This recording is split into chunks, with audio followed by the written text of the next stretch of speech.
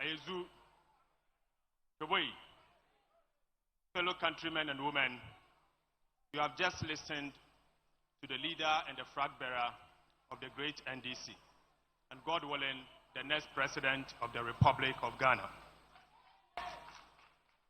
My duty here is to present highlights of key policies of the next NDC government as captured in the Manifesto 2024.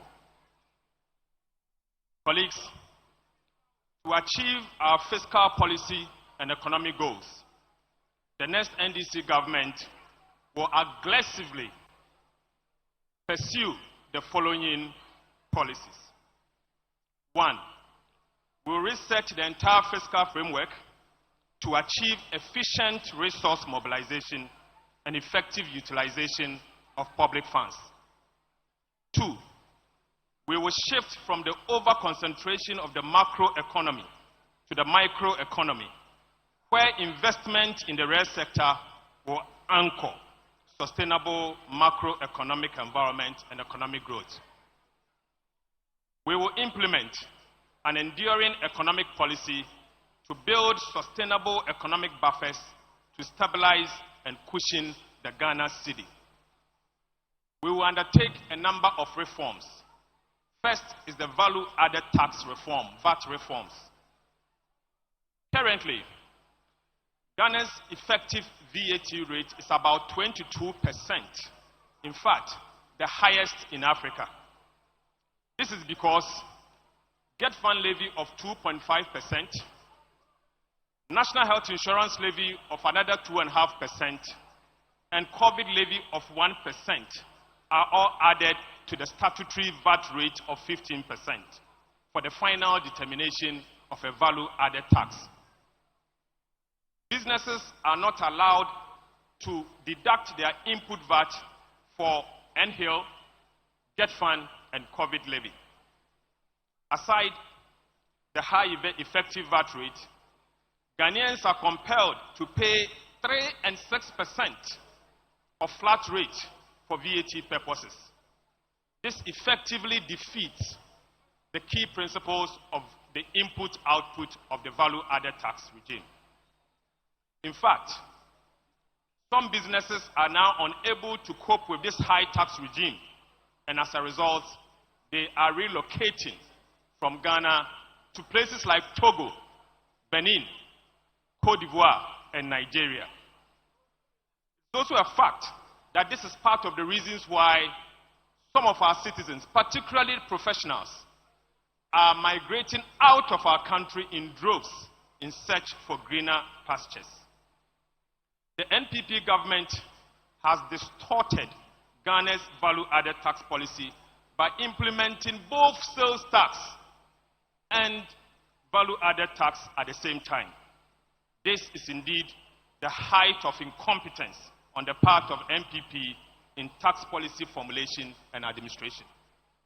Our pledge: the next NDC government will undertake a comprehensive review of Ghana's VAT regime.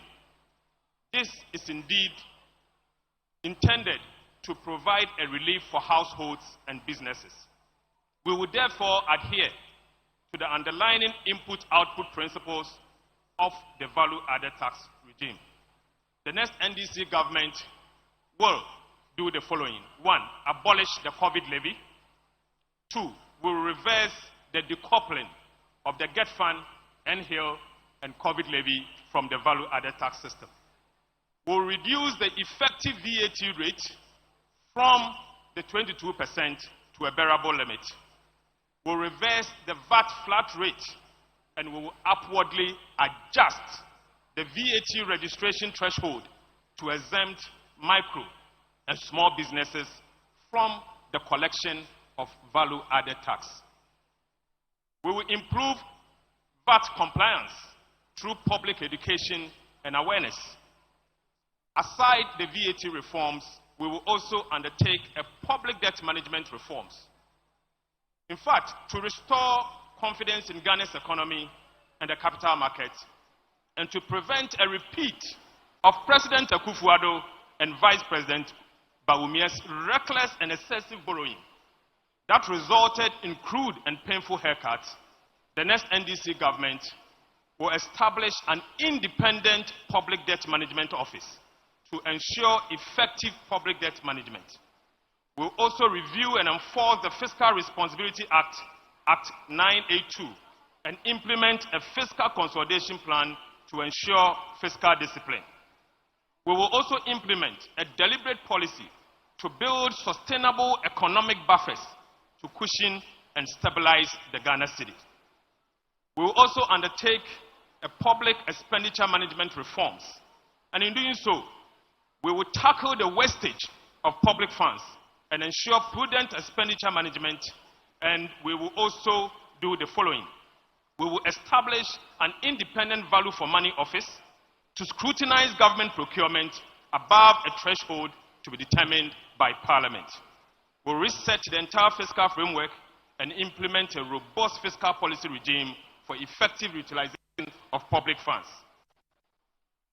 Colleagues, historically, the Ghanaian economy has been the second largest in West Africa, aside Nigeria.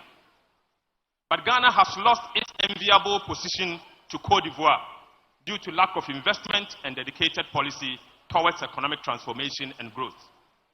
As at end 2016, the size of Ghana's economy was 55 billion Ghana cedis, representing the second in West Africa, whilst that of Côte d'Ivoire was 48 billion Ghana cedis, the third largest in West Africa.